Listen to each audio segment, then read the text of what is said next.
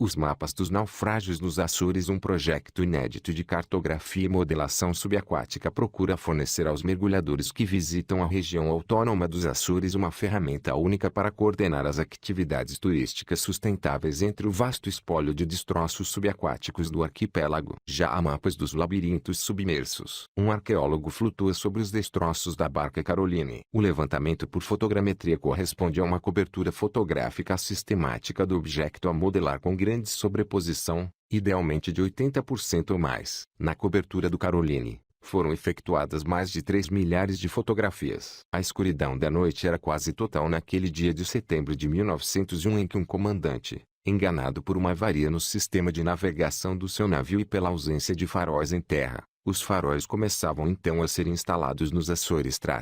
Encaminhou-se traiçoeiramente na direção da costa da Ilha do Pico, próximo da Vila da Madalena. Ali, o navio de 97 metros de comprimento embateu nas rochas e naufragou. A cerca de 9 metros de profundidade, o destroço da barca francesa Caroline, construída nos estaleiros de La Loire em Nantes em 1895, aparelhada com 4 mastros, é bem conhecido dos mergulhadores locais. O Caroline pertencia a uma das maiores companhias de navegação do seu tempo e fazia viagens regulares entre o Chile e a Europa, transportando pessoas e bens. Entre os produtos que carregava, destacava-se o mais valioso, o famoso nitrato do Chile, o fertilizante ainda evocado em muitas aldeias do interior de Portugal. Nesta ocasião, navio e carga nunca chegaram ao destino. A perda do Caroline faz parte da história trágica e marítima de um arquipélago onde, com base na carta arqueológica, repousam mais de 700 navios que representam pelo menos 5 séculos de navegação. Muitos ainda são evocados na tradição oral insular e as peripécias são narradas de geração em geração,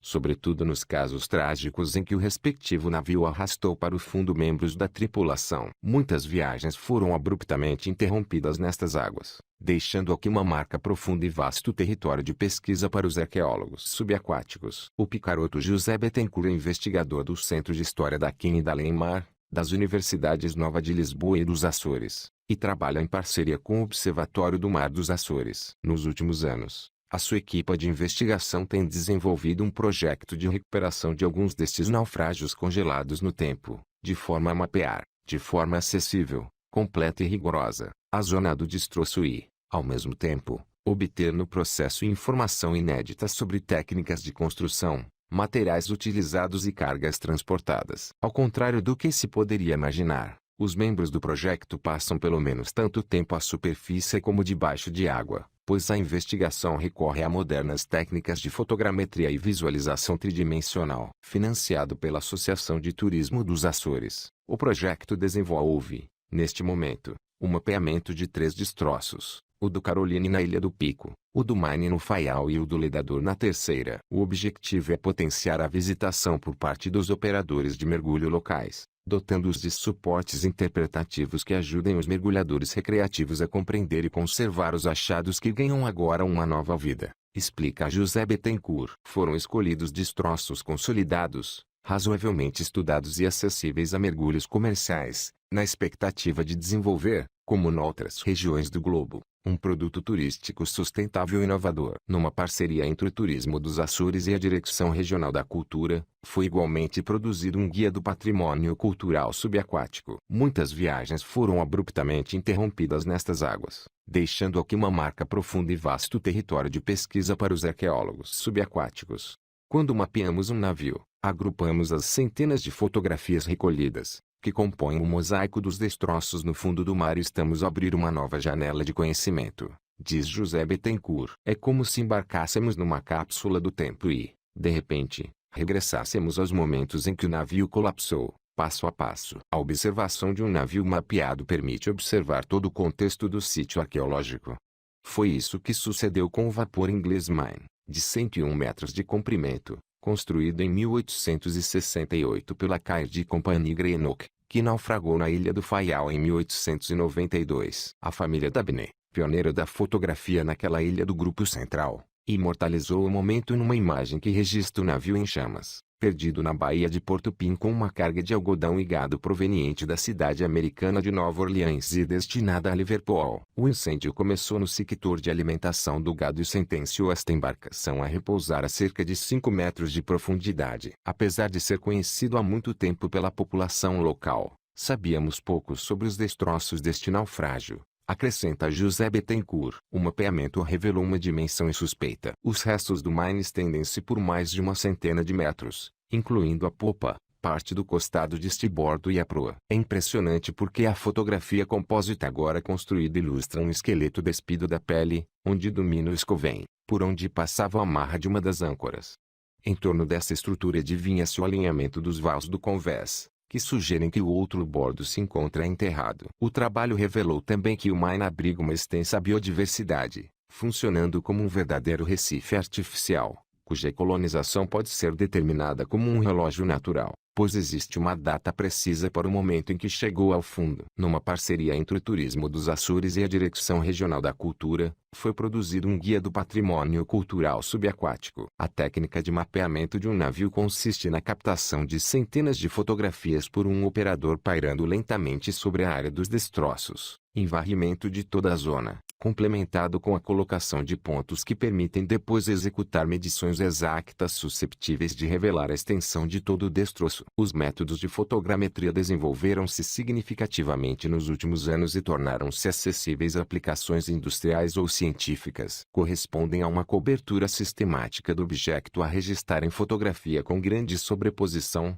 idealmente de 80% entre cada fotografia. Incluem igualmente o levantamento topográfico de pontos de referência que permitem orientar e georreferenciar os modelos. Mas continuamos a utilizar metodologias tradicionais, pois a tecnologia ainda não substituiu o homem, adverte o responsável pelo projeto. A câmara vai registrando os pormenores que escapam ao olho humano e devolve informação detalhada, que permite depois compreender e interpretar o que resta do navio através do processamento e tratamento informáticos dos dados. O processamento dos dados permite gerar vários documentos, ortofotografia, modelos digitais do terreno, animações ou vídeo do sítio arqueológico, tudo em alta resolução, diz Bittencourt. O naufrágio do vapor brasileiro Lidador, em fevereiro de 1878, a 7 metros de profundidade na Baía de Angra do Heroísmo, hoje classificada como Parque Arqueológico, ocorreu numa noite de forte tempestade e constitui, para lá da tragédia náutica, outro excelente exemplo da utilização desta técnica. Construída em Londres em 1873, com 78,67 metros de comprimento e equipado com 2 modernos motores a vapor, era mais um navio de ferro que fazia neste período a transição da marinha mercante à vela para a propulsão exclusivamente a motor. Efetuava carreiras regulares entre o Brasil, Portugal continental, as Ilhas dos Açores e Madeira e desempenhou um papel relevante nos movimentos migratórios para o Brasil através da Companhia Brasileira de Navegação Transatlântica, como se constata pelo vasto acervo de anúncios de recrutamento publicados na imprensa portuguesa da época. A interpretação de destroços fornece aos operadores de mergulho uma ferramenta extra. Locais como o do naufrágio do Lidador são passíveis de ser entendidos e com a informação transmitida durante os briefings os mergulhadores passam a arqueólogos. Pelo menos durante um dia. O Lidador é, há muito, conhecido por caçadores submarinos e mergulhadores recreativos, mas a sua interpretação em mergulho era extremamente difícil, dada a posição em que naufragara. Constituiu por isso mais um estudo de caso da aplicação da técnica do mapeamento desenvolvida ao abrigo deste projeto. Já mergulhei dezenas de vezes no Lidador, mas apenas agora compreendi a sua estrutura, confessa José Bittencourt. Além das duas extremidades, facilmente identificáveis, o levantamento fotogramétrico permitiu verificar que o costado de bombordo, fracturado em várias secções, está preservado até a borda, onde se encontram várias vigias. Além disso, a alta resolução do modelo permite observar vários pormenores construtivos, como o padrão de fixação em rebetes entre as chapas do forro, a secção das longarinas ou dos trincanizes. Há aqui muito material para explorar cientificamente, comenta. Haverá efetivamente um mercado turístico para o mergulho em destroços nos Açores. Um operador de mergulho na Ilha Terceira reconhece que já conduziu cerca de 700 pessoas ao destroço do Lidador e os números são corroborados, embora em menor escala,